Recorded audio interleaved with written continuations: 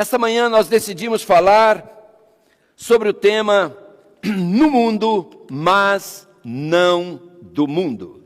E eu quero convidar você a abrir comigo sua Bíblia no livro de João, o Evangelho de João, capítulo 17. Leremos dos versículos 14 até o verso 16.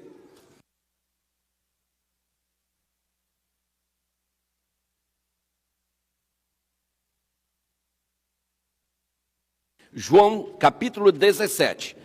E enquanto nós encontramos o texto, eu quero lembrar também que o meu genro, o Sam, não está conosco nessa manhã, e oremos pela sua saúde. João, capítulo 17, versículos 14 até o versículo 16.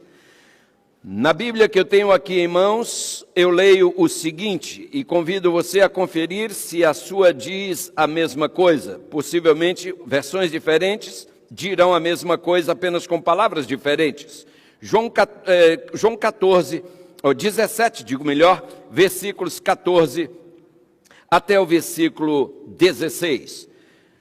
Jesus aqui está orando, e ele diz no versículo 14, dê-lhes a tua palavra, e o mundo os odiou, porque não são do mundo, assim como eu não sou do mundo. Não peço que os tire do mundo, mas que os livre do mal. Não são do mundo, como eu do mundo não sou. Santifica-os na verdade, diz o verso 17, a tua palavra é a verdade.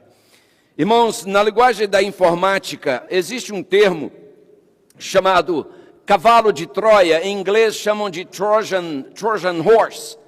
O Trojan Horse, ou cavalo de Troia, é um termo usado para descrever um malware, ou seja, um software malicioso criado para se infiltrar e danificar o sistema do computador sem o consentimento do seu proprietário. Um cavalo de Troia ou um Trojan Horse num computador pode até parecer aos olhos do usuário que ele está executando uma função desejável, uma função boa ou favorável, mas de fato, queridos, o que ele está fazendo é facilitar o acesso não autorizado ao sistema do seu computador. Ou seja, é um engano. Ele está ali para causar mal e não bem, para causar dano e não para ajudar. Sabe, amados, Satanás ele tem instalado a sua versão do Trojan Horse, ou do cavalo de Troia, no sistema operacional da Igreja de Deus. A verdade é que esse cavalo de Troia, ele é letal. Ele pode parecer até ser algo útil e que veio para ajudar, como o Trojan Horse parece, a princípio, num sistema de um computador. No entanto, ele tem um potencial de eliminar a espiritualidade de uma igreja, substituindo-a pelo mero espiritualismo, cada vez mais popular em nossos dias. Eu entendo que se nós desejamos ser capazes de identificar os cavalos de Troia que estão tentando se infiltrar na igreja, nós precisamos estar sintonizados com o que a Bíblia nos ensina sobre a verdadeira espiritualidade. Amados, nós vivemos num momento inusitado, num momento sem igual, onde algumas pessoas dentro da igreja estão questionando alguns dos nossos ensinamentos, algumas das nossas doutrinas distintivas, estão questionando-as mais até do que os de fora. Esse é o século 21. Um fiel adventista, indignado com a situação da igreja, ligou para o seu pastor, e eu ouvi isso dos lábios desse pastor. Ele disse, esse membro que é meu amigo pessoal, ligou para mim, disse esse pastor, e disse, eu quero a minha igreja de volta. É um membro que já tem uma certa milhagem rodada dentro da igreja há alguns anos. Eu quero a minha igreja de volta, foi o seu clamor para esse seu amigo pastor. E o pastor disse que em seguida ele falou, eu confesso que eu não sei se algum dia eu poderei vê-la novamente como ela sempre foi. Irmãos, que pena, que pena. Uma das chaves poderosas para o sucesso em nossas igrejas e em nossos púlpitos, bem como em nossos esforços evangelísticos, irmãos, continua sendo fidelidade à palavra de Deus e à mensagem que Ele nos comissionou a pregar. Amados, nós não podemos sair disso. Temos que pregar nossa mensagem em sua totalidade, sem acréscimos e sem cortes. Sim, porque hoje há quem esteja fazendo acréscimos, mas há também quem esteja dando descontos em princípios, em normas, em valores. Isso não pode acontecer. Existem hoje forças tentando desmantelar aquilo que no passado foi tão laboriosamente construído sob a direção indispensável do Espírito Santo e que fez dessa igreja o que essa igreja é hoje. Nos deparamos hoje, em nossos púlpitos, com algumas peças de erudição que alguns erroneamente chamam de progresso intelectual, mas que na verdade estão mais para a filosofia medieval do que qualquer outra coisa. Sabe, irmãos, com o tempo parece que nós estamos nos envergonhando de ser adventistas, estamos nos envergonhando de ser um povo santo, um povo diferente, um povo separado. E Deus nos chama para sê-lo. Estamos nos envergonhando, irmãos, de ser únicos. Tenho dito aqui muitas vezes e jamais me cansarei de enfatizar isso. Deus não tem duas noivas. Se você concorda com isso, eu quero ouvir um amém. Quem é a noiva de Cristo? Me ajudem. Quem é? Segundo a Bíblia. A igreja. Cristo não tem duas noivas, muito menos 3, 4 ou 5. Ele só tem uma. E qual é a noiva de Cristo? É a igreja fiel à Bíblia, fiel aos ensinos bíblicos, não a tradições de homens, não a coisas que homens dizem, mas ao que Deus diz. Essa é a noiva de Cristo. Outras podem até parecer ser a noiva de Cristo. Sim, existem algumas noivas, outras que cantam hinos parecidos com a noiva de Cristo. Adoram de uma maneira, sua liturgia em alguns aspectos se assemelha à noiva de Cristo. Mas quando nós vamos para a Bíblia, irmãos, nós conseguimos fazer a diferença entre o genuíno e o falso, entre o autêntico e o parecido. Acontece que, irmãos, hoje, em alguns segmentos, nós estamos deixando de ser autênticos e estamos querendo nos parecer com quem quer se parecer conosco. Nós estamos confundindo alguns lá de fora,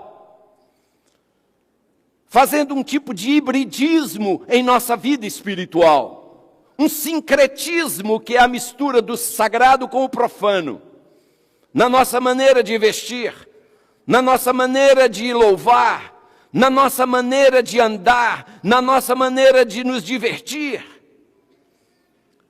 Meus queridos, em algumas de nossas igrejas, já não mencionam mais o espírito de profecia. Quando os pregadores se referem a Ellen G. White, eles dizem uma escritora norte-americana.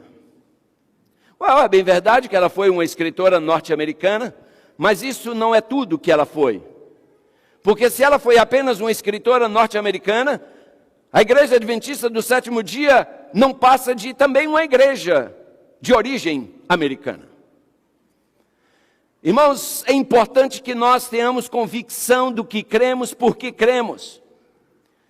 Ellen G. White não é o foco, o dom profético é que é o foco.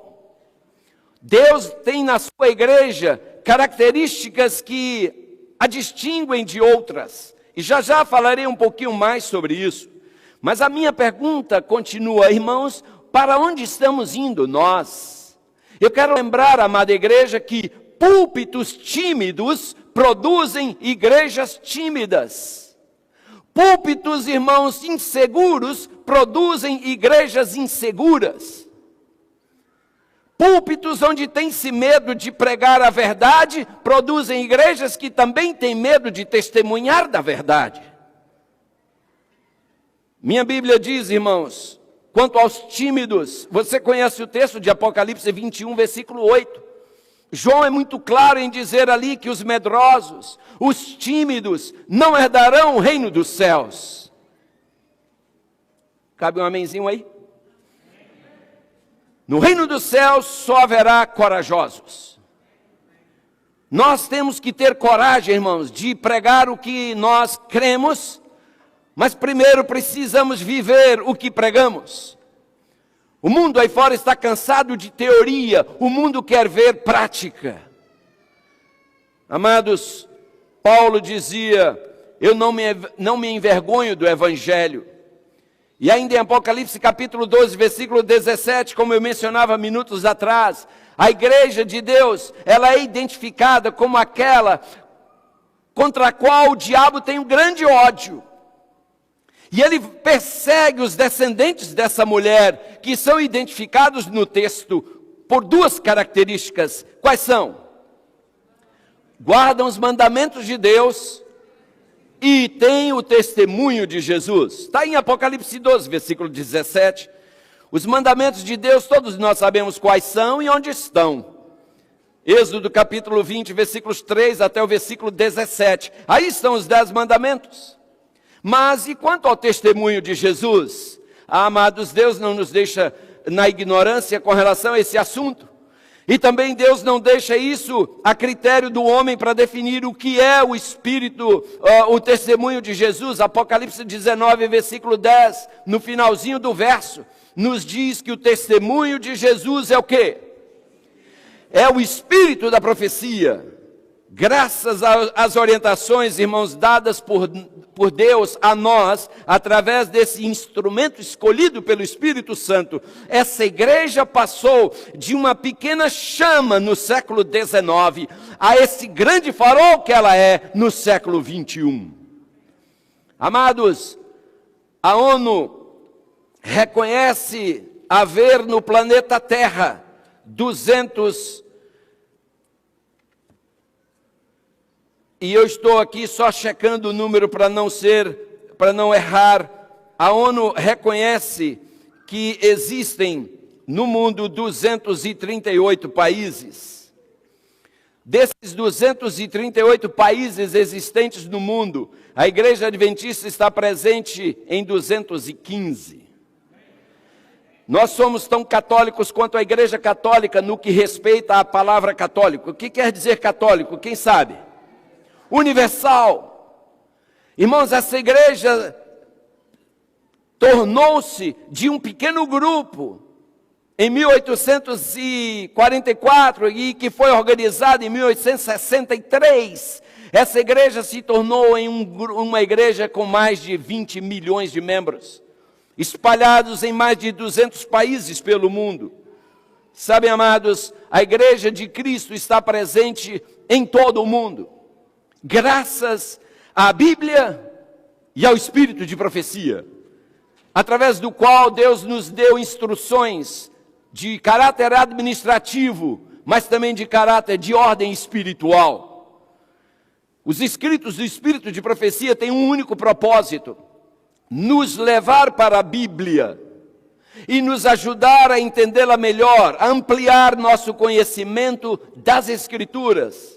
Volto a lembrar que a Igreja Adventista tem 28 doutrinas fundamentais e nenhuma delas foi extraída de nenhum livro escrito por Ellen G. White. Portanto, a falsa acusação de que nós somos uma seita não tem qualquer fundamento. Falam que nós somos seita apenas para assustar seus membros e impor neles o medo de se aproximar de um adventista. Porque um adventista, quando senta com alguém para estudar a Bíblia, o faz somente com a Bíblia, nenhum catecismozinho da igreja, não, nenhum livrinho da igreja adventista, não, só Bíblia. Ontem à noite, depois que fizemos a cerimônia fúnebre, fomos dar um estudo bíblico, minha esposa e eu. Estamos estudando com uma família que só pode ter o estudo sexta-feira à noite. Então lá estávamos nós estudando. E o esposo disse para mim, palavras dele, irmãos, faladas ontem à noite, então estão bem fresquinhas na minha mente. Ele disse que estava conversando com um pastor de uma outra denominação, que é seu vizinho, no outro prédio que ele morava. Ele dizia, ele morava embaixo, eu em cima. E ele disse, ele foi até a minha casa e começou a falar algumas coisas que ele disse, eu sabia que o que ele estava falando não estava na Bíblia. E aí ele contestou, porque o pastor estava falando para ele sobre o arrebatamento secreto. E ele disse, pastor, parece-me que a Bíblia fala que quando Jesus vier, todo olho verá. E como é que é esse negócio de arrebatamento secreto? E ele disse que esse pastor parou, olhou para ele e disse, os adventistas ensinam assim. E ficou calado, ele me contando, ele ficou calado e depois virou as costas e voltou para seu apartamento. Não teve mais argumento. Irmãos, contra a verdade, ninguém pode se manter de pé.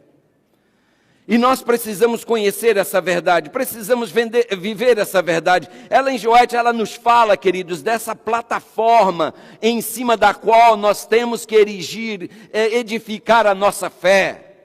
Ela diz que nós não podemos fugir dessa plataforma.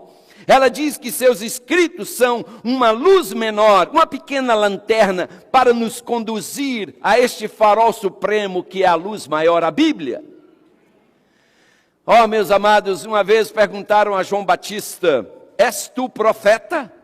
Qual foi a resposta de João? João Batista disse, eu não. O que Jesus falou a respeito de João nesse sentido? Quem se lembra? Não há nenhum homem nascido de mulher maior do que João, em termos proféticos.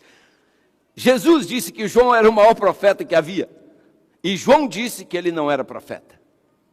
Impressionante. Um dia alguém me perguntou a Ellen G. White, és tu uma profetisa? Ela disse, não, eu não. Eu sou um mero instrumento humano que Deus decidiu usar. Sabe, amados, lamentavelmente entre nós tem havido um crescente grito por parte de um grupo para implementarmos mudanças na igreja. Sim. Esses, em alguns lugares, inclusive, já conseguiram transformar aqui o ambiente do púlpito numa sala de estar. Tem algumas igrejas onde o púlpito já não está mais no seu lugar, essas cadeiras não estão mais no seu lugar, já não tem mais plataforma, porque eles acham que isso aqui já está ultrapassado. Agora tem uns sofás, um tapete, uma mesinha de centro, uma verdadeira sala de estar. Eu fico pensando, qual é o ponto? Qual é o ponto? Porque eu, pelo menos, irmãos, quando estou numa sala de estar, quando eu estou sentado num sofá, eu costumo me jogar e ficar à vontade. Afinal, estou na sala de estar.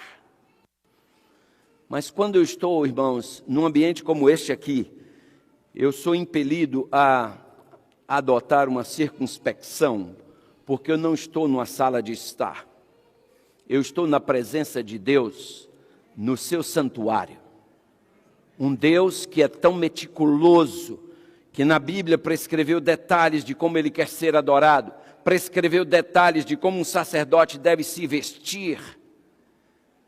Um Deus que se preocupa com detalhes. Olhe para qualquer pássaro com suas penas coloridas e veja se Deus não se preocupa com detalhes. Olha a combinação de cores. Minha esposa de vez em quando diz para mim, puxa vida, se eu fosse pintar esse pássaro, eu nunca teria pensado nessa combinação de cores. Nosso Deus é tremendo. Ele é detalhista do microcosmos ao macrocosmo. Ele cuida de cada detalhe. Lamentavelmente, irmãos, há aqueles que querem transformar a plataforma da igreja num palco. Há aqueles que querem transformar um louvor e estão conseguindo. Em muitos ambientes já o louvor agora é um show. A mordomia jamais se parece com loteria e assim a coisa está indo. Quase num tom de protesto, esses insistem. Nós queremos uma mensagem moderna, desenhada para os jovens. Irmãos, até onde eu entenda, a Bíblia não nos separa por idades, não nos divide por gerações ou por idades. Muito pelo contrário. Se você for a Ezequiel capítulo 4, versículo 6, nós encontramos ali, irmãos, de que pouco antes daquele grande e terrível dia do Senhor, o texto diz que Deus converterá o coração dos pais aos filhos e o coração dos filhos a seus pais. Ou seja, uma evidência da atuação de Deus na igreja dos últimos dias será a cooperação entre jovens e adultos. A união de ambos na proclamação da mensagem e não na separação. Oh, nós queremos uma igreja jovem. Há igrejas por aí que já tem um culto jovem separado do culto de adultos. Como se nós tivéssemos um Deus jovem e um Deus mais idoso. Não há motivos, irmãos. Nós podemos honrar a Deus juntos, celebrar a Deus juntos. Recentemente, a questão de meses atrás, eu fui convidado para fazer uma semana de oração numa igreja central no Brasil. E fui convidado pelo diretor de jovens daquela igreja. E aquele líder de jovens me ligou e me disse: pastor, por favor, nós queremos que o senhor apresente para nós mensagens de reavivamento e reforma. Um líder de jovens, numa capital brasileira. Ele disse: pastor, nós queremos alimento sólido. Amém? Esse é o clamor da nossa juventude. E eu começo a identificar, irmãos, onde está o problema. Sabem, pregadores da minha igreja e demais pregadores que estiverem me ouvindo, na Bíblia nós não encontramos uma mensagem para jovens e outra mensagem para os de mais idade. Na Bíblia nós encontramos uma mensagem, aplicável a todos, como diz o americano, across the board, a todos indistintamente, irmãos. E essa mensagem foi enviada por Deus, tanto para jovens quanto para adultos e crianças. Está provado, irmãos, que o liberalismo não está realizando pela igreja aquilo que os seus proponentes disseram que ele realizaria. Os proponentes do liberalismo disseram que se a gente flexibilizar, se a gente baixar um pouquinho as normas, a igreja vai se encher de jovens. O que tem afastado os jovens da igreja são as normas muito rigorosas. Irmãos, isso é uma grande mentira. E o pior é que tem gente acreditando nessa mentira. Eu quero dizer aos senhores que o liberalismo não produz uma igreja comprometida com a missão. E uma igreja sem missão não é igreja. É apenas um ajuntamento sem sentido de crentes. Sim, meus amados, George Whittle, há mais de meio século, ele falou isso aqui. Olhem bem, ele disse: as igrejas com sólidas exigências morais e doutrinárias para os seus membros são as que crescem. Olha, isso foi dito há mais de 50 anos atrás. As igrejas com sólidas exigências morais e doutrinárias para os seus membros são as que crescem. Em contraste, diz ele, aquelas que têm dificuldades em dizer aos seus membros como viver um cristianismo autêntico, as que pregam mensagens ao estilo cristianismo sabor baunilha, têm sofrido de uma hemorragia que começou nos anos 60 e as está levando à morte desde então. E ele segue, ainda diz: a teologia de vanguarda e a busca pelo culto politicamente correto, diz ele, tem se revelado uma receita para a catástrofe eclesiástica. Agora veja o que ele diz na sequência. Milhões de diversas denominações estão indo embora, porque não encontram mais um bom motivo para permanecerem. Irmãos, na Europa e agora também na América, igrejas estão se transformando em museus. Na Europa e também na América, igrejas estão sendo derrubadas para em seu lugar construir prédios. Em Boston, várias igrejas tombadas pelo patrimônio histórico da cidade de Boston, portanto não podem ser demolidas, foram modificadas por dentro e hoje são condomínios.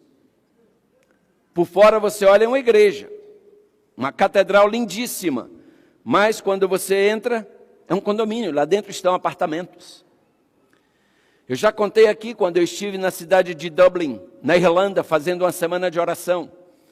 Fui convidado a visitar uma igreja, um sábado à noite, e eu fui. E quando chegamos lá à distância, a pessoa que me levava me dizia, está vendo aquela igreja? Linda igreja, uma tremenda catedral com uma torre alta. E eu disse, de fato, toda de pedra, bem sólido o edifício. Ele disse, nós iremos lá. E quando chegamos, irmãos, lá, de igreja só tinha o templo, ou só o edifício, porque era agora um bar, restaurante e clube. E lá na frente da igreja está bar, restaurant and club, church. Irmãos, eu fico imaginando, olha, eu confesso, irmãos, se eu fosse Deus, eu dava um tapa, pelo menos, em quem teve aquela ideia. Oh, brother! E lá eu pude ver, pelas janelas, saindo fumaça de cigarro, povo lá dentro bebendo, e eu pensando, gente, isso aí é um lugar onde Deus foi adorado. Esse é o mundo no qual estamos vivendo, e nós temos isso escrito aí, irmãos. Essas mudanças que estão buscando, irmãos, estão simplesmente sucateando a igreja cristã. Dentro do catolicismo se vê isso, dentro do metodismo se vê isso, dentro do sistema episcopal, batista, por onde você for. E agora o diabo tenta se infiltrar em nosso meio, mas aqui não, irmãos. Aqui não. Irmãos, eles não têm além da Bíblia, eles não têm nada mais para guiá-los. Nós, além da Bíblia, que nós nem precisaríamos de nada mais além da Bíblia, mas nós temos o espírito de profecia, que não fala nada que não esteja apoiado pela Bíblia. Então nós temos essa outra expansão. Por que não utilizarmos isso, irmãos, a fim de combatermos o inimigo? Jovens e idosos, todos nós precisamos de disciplina, da admoestação, da correção, oferecidas pela palavra de Deus. Irmãos, quando os membros entendem que podem fazer o que querem, a igreja perdeu o seu valor, a religião perdeu o seu sentido, e o cristianismo perdeu o seu poder. Isso é o que acontece quando cada um acha que pode fazer o que quer. Em sua proposta de modernizar a igreja, Satanás tem buscado humanizar a Deus e divinizar o ser humano. Sim, é isso mesmo. Em muitas igrejas, a liturgia não está mais voltada para Deus, está voltada para o público, para o auditório. O importante não é mais o que Deus pede, o importante agora é o que o membro deseja. A advertência de Paulo a nós, irmãos, em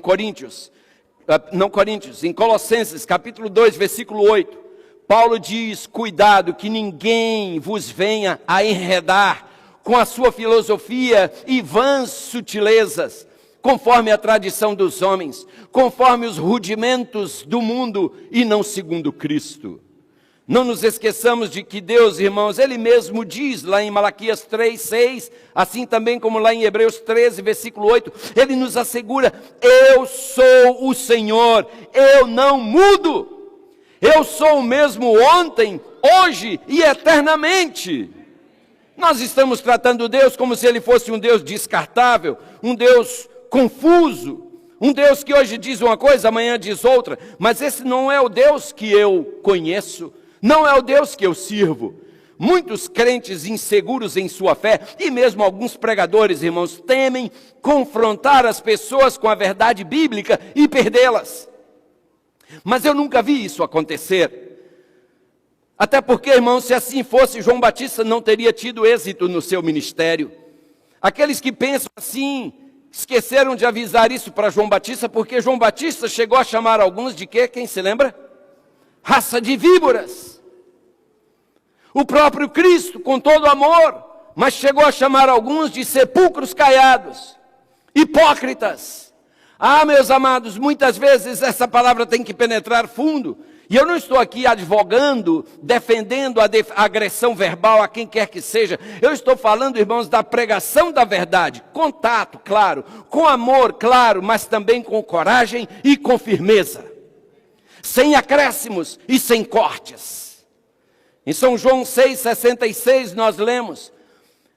Jesus fez ali naquele contexto um sermão, irmãos. Ele estava pregando e após aquele sermão, a Bíblia diz no versículo 66 de João, capítulo 6, a Bíblia diz que, quando ele terminou aquele sermão, diz ali, desde então, muitos dos seus discípulos fizeram o quê? Tornaram para trás e já não mais andavam com ele. Sabem por quê, irmãos? Porque a chapa é quente. Porque seguir a Cristo exige apertar o cinto. Jesus nos manda tomar a cruz. Jesus nos manda negar a nós mesmos e segui-lo. Poucos querem fazer isso, irmãos. Todos querem ir para os céus, mas querem ir à sua maneira. E o pior é que muitas igrejas pavimentam esse caminho para esses, dizendo que Deus é amor, nós estamos debaixo da graça.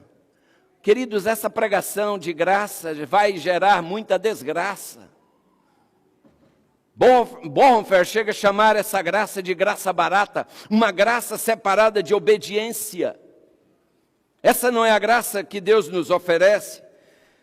Aqueles vão embora, sobram ali os seus discípulos mais íntimos, e Jesus se vira para eles e diz, olha, antes que vocês também vão, fica tranquilo, eu vou aliviar agora, da agora para frente, eu não vou falar mais nada duro para vocês também não irem, senão eu fico sozinho. Foi isso que Jesus disse? Não!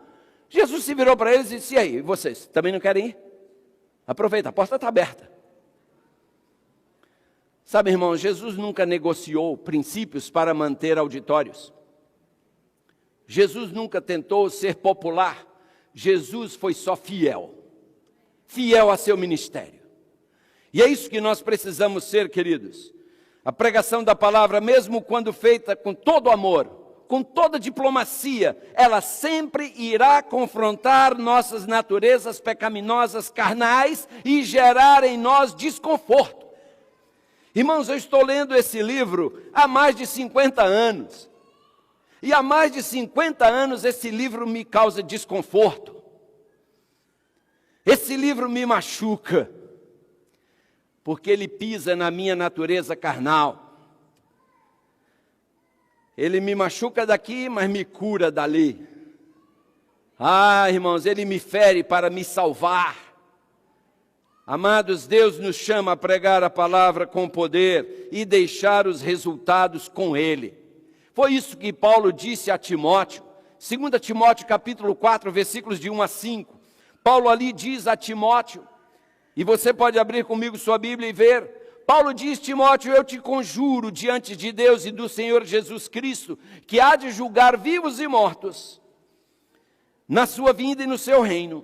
Eu te conjuro, Timóteo, a que pregues a palavra, instes a tempo e fora de tempo, redarguas, repreendas, exortes com toda a longanimidade e doutrina, porque virá um tempo em que não sofrerão a sã doutrina. Irmãos, esse tempo chegou. Muitos não querem ouvir a sã doutrina. Eles querem ouvir um negócio mais ou menos, sabe, um açucarado aí, um diluído em água, alguma coisa que não mexa na minha zona de conforto. E já está profetizado, Paulo disse, haverá um tempo, virá um tempo em que muitos não sofrerão a sã doutrina, mas, tendo comichão nos ouvidos, amontoarão para si doutores conforme as suas próprias concupiscências e desviarão os ouvidos da verdade, voltando a fábulas. Agora ele diz para Timóteo, mas tu, sê sóbrio em tudo, sofre as aflições, faze a obra de um evangelista, cumpre o teu ministério. Ó, queridos, que admoestação dada a um pastor novo, que estava começando o seu ministério, que era o pastor Timóteo. Irmãos, sabem, alguns aspectos de nossas crenças têm estado meio empoeirados pelo desuso. Alguns aspectos das nossas crenças que ninguém mais fala nelas. Uma delas tem a ver com estilo de vida ou conduta cristã. Irmãos, essa é a nossa doutrina fundamental número 22. Dificilmente você irá a uma igreja onde alguém esteja no púlpito pregando sobre joias, adornos, pinturas e vestimentas. Ninguém mais toca nisso. Sabe por quê? Porque isso gera desconforto, isso gera da parte de alguns uma resposta de irritação. Eu uma vez estava numa igreja, eu era pastor de uma igreja, não essa, e eu disse do púlpito, porque o problema lá estava muito sério, e eu disse: irmãos, eu irei trazer para os senhores uma mensagem 100% bíblica, mostrando o que Deus fala sobre joias, vestimentas, pinturas e adornos, e até de tatuagens. A saída, irmãos, uma irmã veio a mim, nunca esqueço. Ela veio a mim e disse: pastor, qual será o sábado que o senhor irá pregar sobre joias? Eu falei: irmã, eu ainda não tenho esse sábado determinado, porque eu vou trabalhar nesse sermão. Ela disse: não, eu só quero saber para eu não vir à igreja naquele sábado. Irmãos, é de doer. É de doer. Sabem, o mesmo sol que amolece a cera, endurece o barro. E eu quero dizer aos senhores, meu próximo sermão nessa igreja, eu vou falar sobre joias, pinturas, vestimentas, adornos e tatuagens. Piercings. Até porque, irmãos, eu sei que alguns se usam porque não sabem. Eu preguei sobre esse tema numa igreja, aqui em Massachusetts. E quando eu terminei, a saída veio a mim uma jovem senhora, ela e seu esposo. E ela disse para mim com os olhos arregalados: pastor, eu sou filha de pastor. E eu sei, o pai dela foi meu colega de faculdade. Ela disse: eu sou filha de pastor. E eu nunca soube que Deus fala tanto sobre esse assunto como eu vi hoje. Ela dizia: eu só não uso por respeito a meu pai, mas não por convicção bíblica. Agora sim eu tenho convicção bíblica. E amém por isso. E eu sei, irmãos, que algumas pessoas ficam meio em dúvidas. Ninguém fala no assunto. Será que isso não é apenas uma questão de opinião? Não é não, irmãos. E os senhores verão que nós iremos do Gênesis ao Apocalipse. Toda a Bíblia fala no assunto. Tamanha é a sua importância.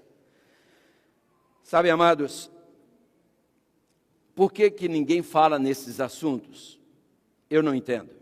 Porque nós somos chamados para sermos um povo piedoso, um povo que pensa, sente, age e reage de acordo com os princípios dos céus. Porque nossa pátria não está aqui, não é aqui.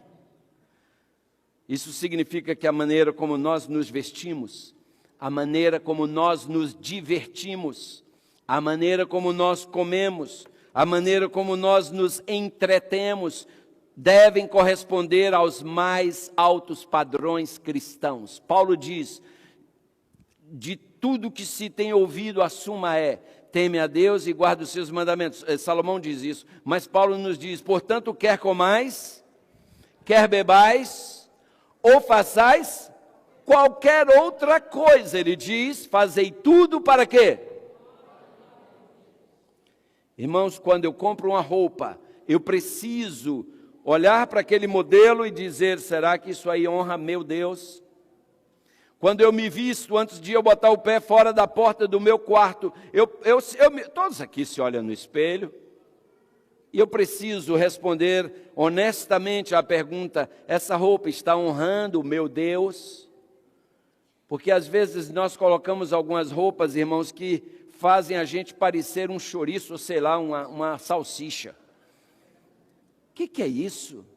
Essas vestimentas são desenhadas, irmãos, por pessoas com mentes poluídas, corrompidas, pecaminosas, para fazer as santas filhas de Deus estarem vendendo o seu corpo, suas formas, suas curvas, para olhares pecaminosos. A mulher tem que entender que ela não é tão atraída pelo olhar quanto o homem. Portanto, a maneira como uma mulher veste pode levar muitos homens a pecar, especialmente se eles não estiverem numa comunhão melhor com Deus. Então, por que fazer isso?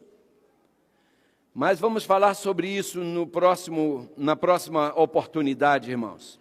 Embora a gente reconheça que as diferenças culturais influenciam o nosso modelo de vestir, nosso vestuário, de acordo com a Bíblia, deve ser simples, deve ser modesto, deve ser de bom gosto, deve ser decente, deve ser apropriado àqueles cuja verdadeira beleza não se limita ao exterior, mas, como diz a Bíblia, no ornamento imperecível de um espírito manso e tranquilo.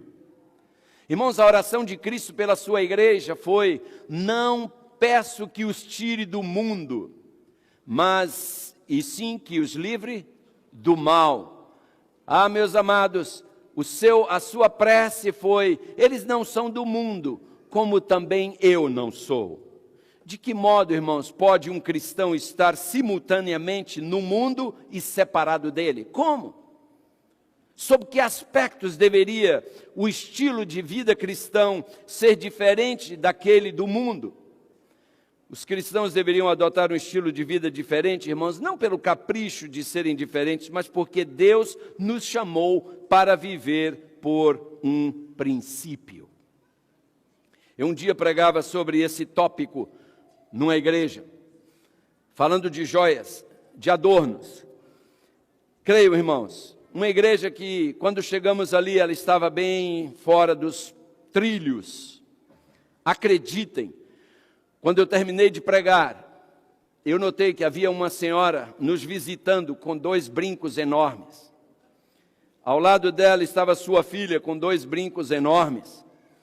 E eu sabia que era a primeira vez que aquelas duas tinham entrado na igreja. A mãe e a filha com os netinhos, com os filhinhos, que ela havia trazido para uma programação dos aventureiros, que ela havia botado a filhinha, porque alguém disse que tinha essa programação, esse evento na igreja para as crianças, mas elas eram de uma outra denominação, e eu estava pregando sobre joias justo naquele sábado, o primeiro sábado que elas entraram. Eu havia orado a Deus, eu havia pedido a Deus: Senhor, me oriente como pregar, como falar, não me deixe ferir ninguém por mim mesmo. Se a tua palavra ferir, está bem ferido.